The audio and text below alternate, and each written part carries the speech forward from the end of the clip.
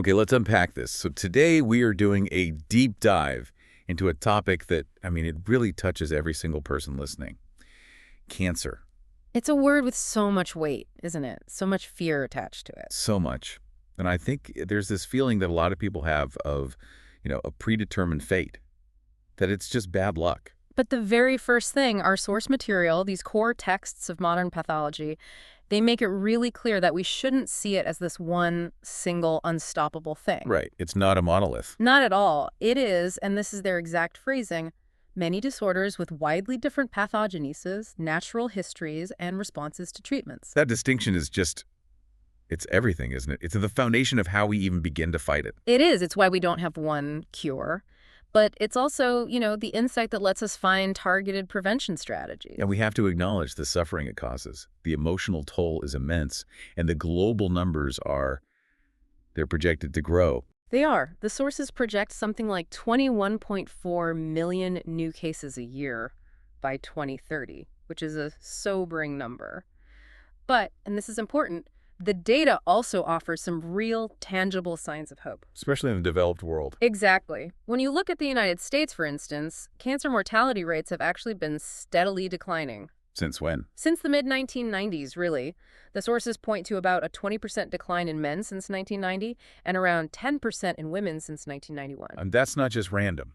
Pathologists have traced that back to specific causes. Oh, absolutely. The two biggest factors by far are better detection, so better screening programs, and crucially, the massive population-wide drop in smoking. So prevention works. Early intervention works. It's demonstrable. It absolutely is. But the fight is. It's nowhere near over. Cancer is still the second leading cause of death in the U.S. Right behind cardiovascular diseases. It's a grim statistic, and it forces us to focus on what drives that risk. What can we actually control? And that's the mission for this deep dive. We're going to follow the clues from epidemiology. Right. We're zeroing in specifically on the environmental factors, the things that give us the biggest insights into cancer's causes. And the consensus, really, is that these environmental and acquired factors are the dominant risk for most cancers. More than inherited genetics. Much more, for the vast majority of cases. That's a huge shift in perspective for a lot of people. It means what you're exposed to, what you eat, where you live, that might matter more than the genes you were born with. It does. And if that's true, you should be able to see it on a map. So let's start there. Let's look at the global landscape. Perfect. When you zoom out and look at cancer globally, the scale is it's shocking. We're talking 9.5 million deaths worldwide in 2018 alone. But the really interesting part isn't the total number, it's the distribution, the variation. Exactly. That geographic variation is the single strongest piece of evidence we have against the "it's all in your genes" theory. Because if you have two huge populations, say North America and Southeast Asia, with broadly similar genetics over millions of people, but their cancer rates are wildly different. The difference has to be their environment. It's the detective work of pathology. Okay, so here's where it gets really interesting. Lay out the specifics for us. Okay, so take the United States and other, higher income Western countries. The most common cancer in men. Prostate cancer. By a long shot. And that tells a story, right? Right. A story about diet, lifestyle, a longer lifespan. But that's not the story everywhere. Not even close. You look at other regions, maybe lower income countries, and the list just completely flips on its head. Prostate cancer drops way down. And what takes its place? You see a huge spike in cancers of the liver, the stomach, esophagus, bladder, lung. It's a totally different public health crisis depending on where you are in the world. And the same thing for women, I assume. The same pattern. Breast cancer incidence is dramatically higher for women living in those higher income countries compared to lower income ones. So we're not saying genetics and race don't play a role at all. Not at all. They absolutely do factor into susceptibility, and we'll get into that. But the data just screams that these huge differences, they're being driven by environmental factors. Everything from diet and infections to industrial chemicals. Exactly. It paints this picture of constant environmental pressure. In one place, your body is fighting off, say, high-calorie foods and obesity, leading to colon or prostate cancer. And in another, it's a constant battle against a virus or contaminated water, leading to liver or stomach cancer. Precisely. The environment is the filter. And globally, that filter is incredibly diverse. So let's follow those clues. Let's zoom in on the things we have the most power to change. The the lifestyle factors. Right. When we say lifestyle, we're really talking about the modifiable environmental factors, the things an individual chooses or is exposed to over a lifetime. And we have to start with the biggest one, the single most important factor for premature death in the U.S. Cigarette smoking. Bar none. It's not just a risk factor. The sources are so clear about this. It is the dominant one. The link is overwhelming. We all think lung cancer, obviously. But the damage is so much broader than that, isn't it? Oh, it's systemic. That chemical cocktail in the smoke, it doesn't just sit in the lungs. It gets into your bloodstream. It permeates every mucosal surface. So you see links to Cancers of the mouth, pharynx, larynx, esophagus, pancreas, even the bladder. The list is long because the carcinogens are distributed everywhere. And for lung cancer specifically, the number is? It's just mind-boggling. It is. The sources state that smoking is implicated in approximately 90% of lung cancers. 9 out of 10 cases. 9 out of 10. From a single factor. That's not correlation. That is, for all intents and purposes, causation. And it proves the model right. The decline in smoking directly correlates with the decline in overall cancer death. It's the clearest public health victory we have. It shows these risks are modifiable. Okay, but people rarely have just one risk factor. What about alcohol? Alcohol abuse is another clearly established one, especially where the alcohol has direct contact with tissues. So the throat. Exactly. Oropharynx, larynx, esophagus. The risk of carcinoma there goes way up with heavy alcohol use. It's a direct chemical irritation causing damage to those lining cells. And then there's the systemic damage, particularly to the liver. Right, the body's main detoxification plant. Yeah. Chronic heavy drinking leads to cirrhosis, which is severe, irreversible scarring. And a cirrhotic liver is a hotbed for cancer. A perfect setup. It's in a state of constant damage and repair, which is a high-risk environment for hepatocellular carcinoma or liver cancer. But the really critical detail here, and this is where it gets complex, is the idea of synergy. Yes, this is one of the most important takeaways for anyone listening. It's not just 1 + 1 = 2. It's more like 1 + 1 = 10. The risk from alcohol in the upper airways is increased synergistically when you combine it with tobacco. How does that work? Does the alcohol act as a solvent or something? That's one of the leading theories. It might make the mucosal lining more permeable, letting the tobacco carcinogens seep in deeper. A devastating combination. Truly. It shows how these environmental factors can just compound each other. So, beyond smoking and drinking, what's the next big factor the global data points to? It has to be diet, especially given those geographic differences we saw in colorectal, prostate, and breast cancer. Diet is so central, but it must be incredibly difficult to study. It's very complex, yeah. But the general trend the sources point to is that diets consistently high in fat and low in fiber seem to be a major problem. Especially in high-income countries. What's the mechanism in the gut with the low-fiber, high-fat diet? Well, a low-fiber diet slows everything down. Your bowel transit time increases. So any toxins or carcinogens in your waste are just sitting there, in contact with the colon lining for longer. Exactly. And the high-fat intake, that changes the composition of your bile acids. And certain gut bacteria can convert those into metabolites that are themselves carcinogenic. Which brings us, inevitably, to the obesity epidemic. Like a global concern now, and it's fundamentally changing the cancer statistics worldwide. The numbers linking excess weight to cancer mortality they're really stark. They are crucial to understand. The most overweight people in the U.S. have a cancer death rate that is 52% higher for men and 62% higher for women compared to people in a healthy weight range. The sources estimate that something like 20% of female cancer deaths are associated with obesity. How is that a direct cause and not just a correlation? That's a great question, because we're not saying obesity is a carcinogen like smoke is. We're saying it creates an internal environment that is highly conducive to cancer. So it's more than just carrying extra weight. Much more. Fat tissue or adipose tissue, it's not just inert storage, it's a highly active endocrine organ. It's pumping out hormones. Exactly. Excess estrogen, especially after menopause. It's also secreting growth factors and other hormones that directly tell cells to proliferate and not to die. Add to that a state of chronic, low-grade inflammation. Which we'll get to later, but we know that's fertile soil for cancer. It's a complete internal system shift that favors malignancy. And that hormonal environment leads us to our next factor, reproductive history.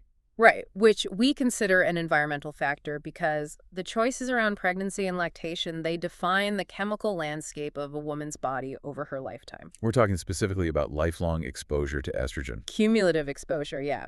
When breast and endometrial tissues are exposed to sustained estrogen, especially when it's unopposed by progesterone, the risk of cancer in those tissues goes up. So things like starting menstruation early or having late menopause. Or not having children, or having your first child later in life. All of these things extend that period of unopposed estrogen stimulation. And this ties right back to the global map we started with. It really does. It provides a strong hypothesis for why breast cancer rates are higher in some of these high-income countries, where cultural and economic factors often lead women to delay childbirth. It's a powerful example of how culture creates a chemical environment that changes cellular risk. Okay, so we've covered personal lifestyle, but what about the external world? The things we have less control over. Let's talk about microbes and pollutants. Right, because when we define environment, we have to include the ecosystem of infectious agents we live with. And globally, their contribution to the cancer burden is massive. What are the numbers? Pathological estimates suggest about 15% of all cancers worldwide are caused directly or indirectly by infectious agents. 15%. That's roughly 1 in 7 cancers globally. 1 in 7, which should completely reframe how you think about cancer. In many cases, it's a consequence of a preventable infection. And there's a huge disparity here, isn't there? A profound global inequity. That 15% is the average. The burden is about 3 times higher in the developing world. Because of sanitation, access to vaccines? All of it. Chronic, unmanaged infectious disease is a huge driver of cancer in many parts of the world. Give us the prime example of a microbe acting as a carcinogen. In high-income countries, the clearest one is human papillomavirus, or HPV. The sexually transmitted virus that causes cervical cancer. The vast majority of cases, yes. It works by injecting viral proteins into our cells that essentially shut down our natural tumor suppressor genes. It's like it cuts the brakes on the cell. And the reach of HPV-related cancers is growing. It is. We're now seeing an increasing fraction of head and neck cancers, particularly in the oropharynx, being caused by HPV. Which means the HPV vaccine is even more important than we thought. It's a powerful tool against multiple cancers. It underscores the critical importance of vaccinating against these infectious carcinogens. Okay, so now let's turn to the purely chemical and physical agents, the pollutants. Right, the stuff that's just in the air, in the water, in the workplace. The sources sort of wryly note this complexity. I saw that line. It appears that almost everything one does for pleasure is fattening, immoral, illegal, or even worse, carcinogenic. A cynical take, but it reflects a real pathological truth. The modern environment is a chemical soup. And it's not just the obvious things, like UV rays from the sun causing skin cancer. Not at all.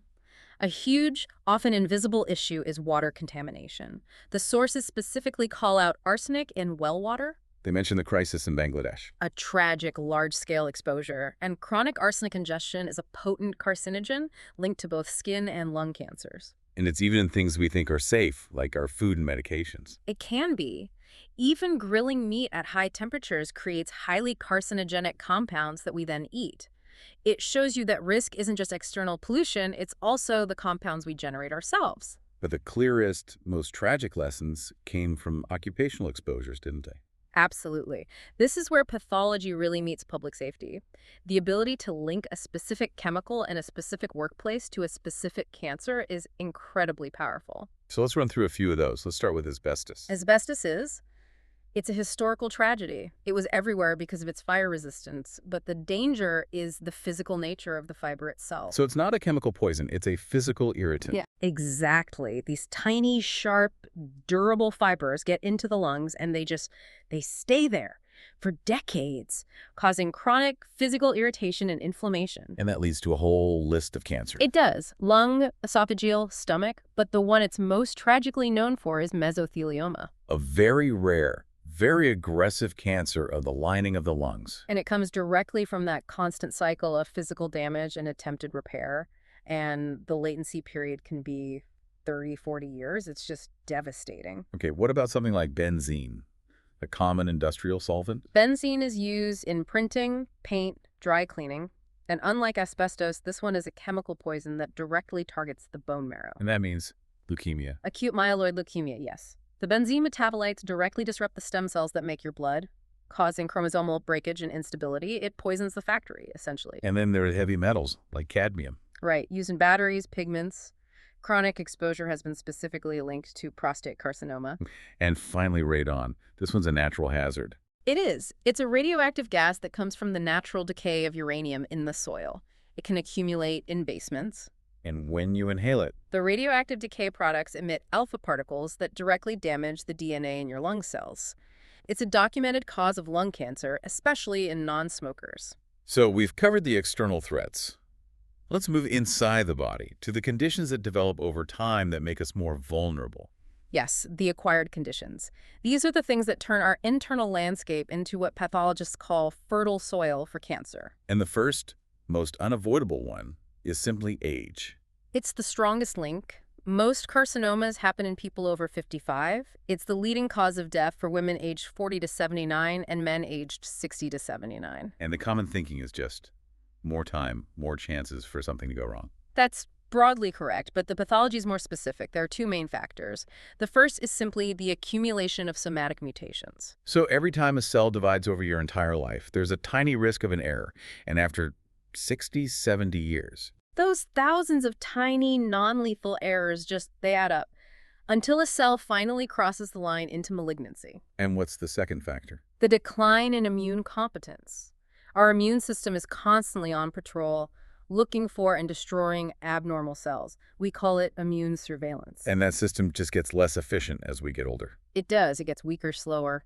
And cells that might have been destroyed when you were 30 can slip through the net when you're 70.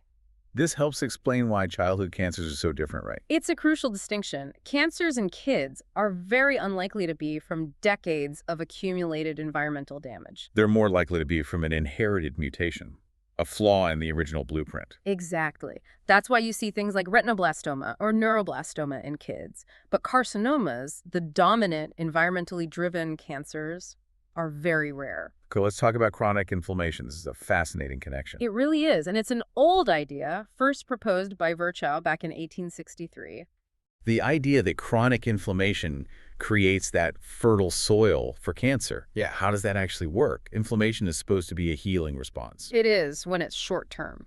But when it's chronic, a couple of dangerous things happen. First, you get increased cellular replication. The body is constantly trying to repair the tissue that's being damaged. And we just established that more cell division equals more risk of mutations. Exactly, that's the primary driver. But there's a secondary chemical risk, too. Which is? The immune cells themselves.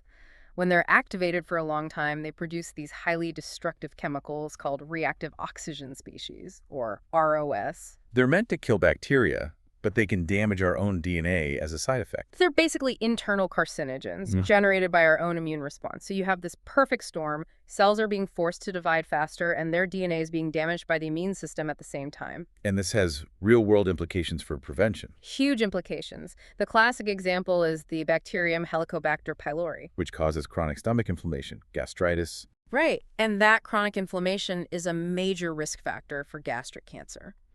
But here's the powerful part. If you treat the H. pylori infection with antibiotics, you stop the inflammation. And you prevent the cancer from ever developing. You eliminate the fertile soil. It's a perfect model of prevention. Well, you see this link all over the body. Inflammatory bowel disease, Leads to an elevated risk of colorectal carcinoma, chronic acid reflux or Barrett esophagus, a major risk for esophageal carcinoma. and globally, hepatitis B and C. The main drivers of hepatocellular carcinoma because of the chronic liver inflammation they cause. So often between the inflammation and the cancer, there's an intermediate step, a warning sign. A precursor lesion, yes. These are localized changes that aren't cancer yet, but they are a definitive red flag that a whole field of tissue is unstable. You see visible changes like hyperplasia or dysplasia. Exactly. Too many cells or disordered, abnormal-looking cells. It's the final warning shot. What's the classic example pathologists always point to? The colonic villus adenoma. It's a specific type of polyp in the large intestine. And it's so important because of its high risk of progressing to cancer. An incredibly high risk. If a villus adenoma is left untreated, the sources say it will progress to invasive carcinoma in about 50% of cases. 50%, that's basically a coin flip. It's a ticking clock, which is why finding and removing them through colonoscopy is such an effective cancer prevention strategy. But it's important to stress that not all benign growths are precursors, right? Oh, absolutely not. The vast majority of benign tumors, like a common uterine fibroid or a fatty lipoma, have almost zero risk of becoming malignant. These precursor lesions are different. They've already taken several steps down that dangerous path. Okay, so what does this all mean? We've covered the globe, we've covered lifestyle, we've covered the internal environment. It all seems to lead back to one place. It does. Carcinogenesis is always at its core about non-lethal genetic damage, a mutation, whether it was inherited or acquired from the world around you. All roads lead to DNA damage. And even when a risk is inherited, the environment still gets a say, doesn't it? It gets the final vote on the magnitude of the risk. A perfect example is women who inherit a mutated BRCA1 or BRCA2 gene. Which gives them a very high lifetime risk of breast and ovarian cancer. It does. The genetic susceptibility is there, but the environment is the trigger. And we can actually quantify that influence. We can.